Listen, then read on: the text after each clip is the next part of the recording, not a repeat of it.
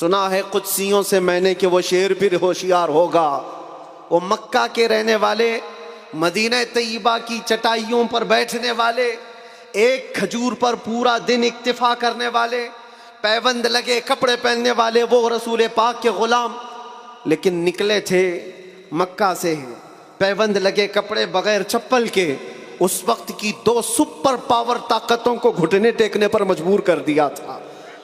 تخت روما کو الٹ دیا تھا، رومن ایمپائر اور پرشین ایمپائر، جن کو قیصر و کسریٰ کہا جاتا ہے، دونوں کو جھکنے پر مجبور کر دیا تھا۔ تاریخ کی یہ سچائیاں بتاتی ہیں۔ کون لوگ تھے وہ؟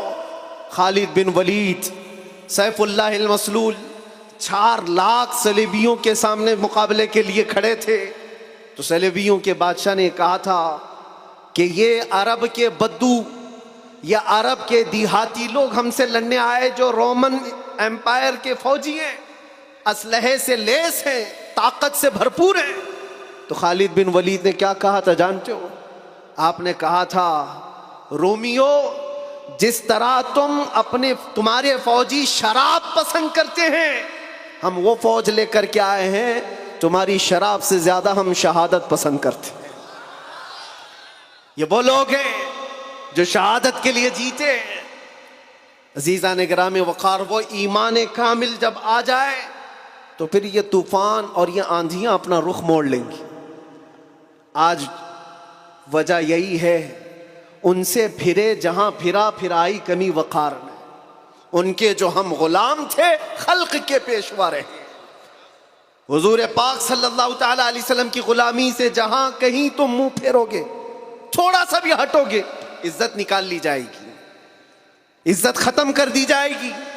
تمہیں جو مرتبہ ملا ہے وہ خیر امت ہونے کا، وہ حضور کی غلامی کی وجہ سے ملا ہے۔ عمر ابن خطاب رضی اللہ تعالیٰ عنہ 36 لاکھ اسکوائر کلومیٹر پر حکومت کرتے تھے۔ تب آپ نے یہ نہیں کہا خطاب کا بیٹا عمر اتنے بڑے خطے پر نگران حکومت کر رہا ہے، بلکہ آپ نے کہا تھا ہمیں آج جو عزت ملی ہے وہ حضور کی غلامی کی وجہ سے ملی۔ وہ فخر یہ کرتے تھے۔ خالد بن ولید 125 جنگوں میں گئے، ہر جگہ فتح یابی، ہر جگہ فتح۔ کبھی خالد بن ولید نے یہ نہیں کہا میرے بازوؤں میں وہ طاقت ہے کہ میں ہر پہلوان کو زیر کر دیتا ہوں، جس جنگ میں جاتا ہوں فتح کے جھنڈے گاڑ دیتا ہوں۔ نہیں، خالد بن ولید کا ایمان تو یہ تھا کہ ان کے سر پر ایک ٹوپی تھی جس میں حضور کے 3 موئے مبارکہ تھے۔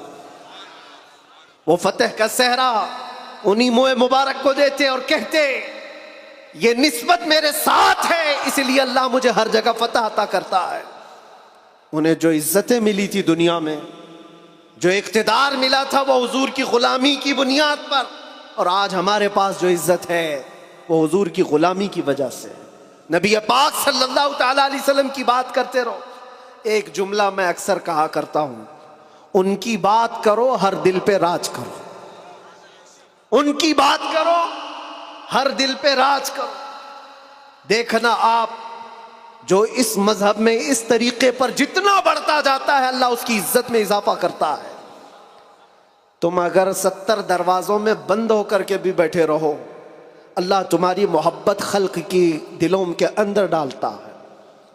ہم نے ایسے ایسے علاقوں کا سفر کیا جس کا نام میں نے زندگی میں کبھی سنا ہی نہیں۔ گاؤں ہے، دیہات ہے۔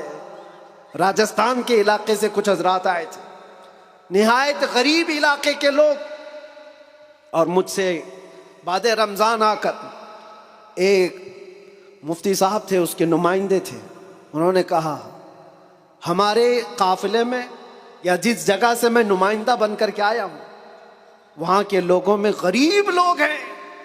3 مہینے تک انہوں نے صرف آپ کے لیے روزے رکھے، مطلب اللہ رب العزت کے لیے، کہ آپ جب اندر تھے ان روزوں کے ذریعے سے اللہ تبارک و تعالی رحم فرمائے۔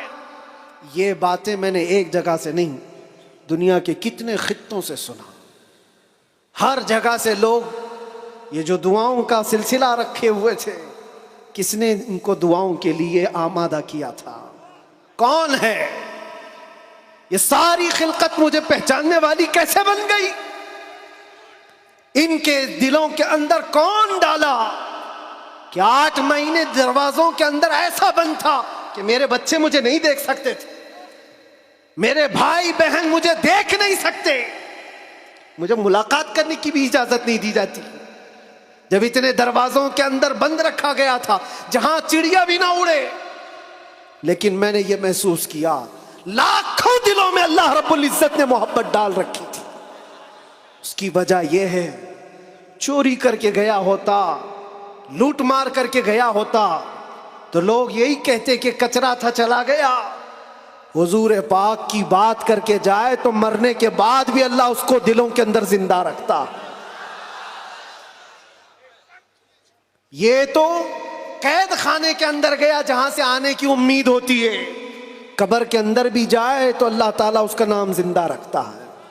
اسی لیے میرے عزیزوں، ایک نقطے کو سمجھ جاؤ، حضور پاک صلی اللہ تعالیٰ علیہ وسلم کی محبت اور ان کی غلامی یہ اصل ایمان ہے، اور یہ ایمان جس وقت آ جائے بڑے بڑے طوفانوں کا وہ مقابلہ کر سکتا ہے۔ آج پوری دنیا کے مشاہدے سے یہ پتہ چلتا ہے، ہنگامے اتنے ہو چکے، اتنے خطرناک طریقے سے امت کو لرزا دیا گیا ہے، لیکن اس امت کا حال یہ ہے کہ یہ خواب گراں میں ہے، یہ ایک لمبی نیند میں ہے۔ ہمارے نوجوان، وہ بچے جن کو میں آج بھی نشے کے اڈوں پر دیکھتا ہوں تو دل روتا ہے۔ جیل کے قیدیوں میں اکثر وہ لوگ تھے جو نشہ کرتے تھے یا بیچتے تھے، پکڑے گئے اور اندر آئے۔ نام کتنے اچھے ہیں تمہارے اور کام کس طرح کے ہیں۔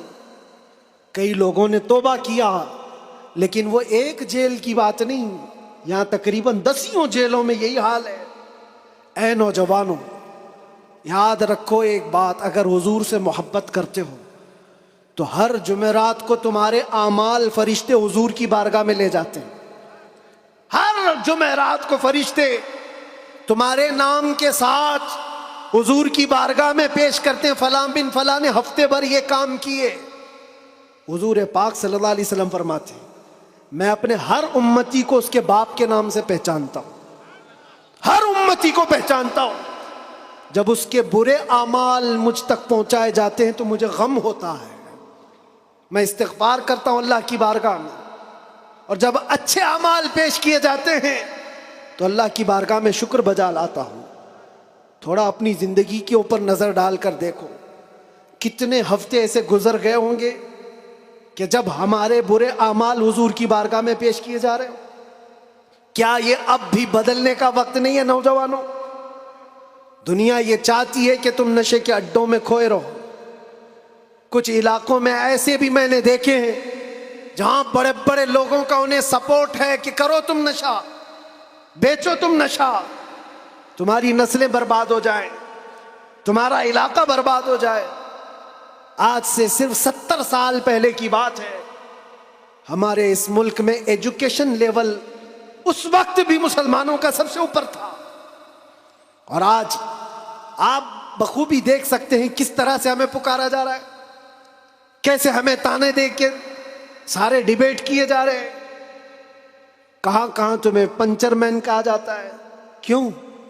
یہ وہ قوم ہے جو پوری دنیا کو علم سکھانے آئی ہے، خیر امت تم تھے، ان سے پھرے جہاں پھرا، پھر آئی کمی وقار۔ آپ کو ایک بات میں بتاؤں،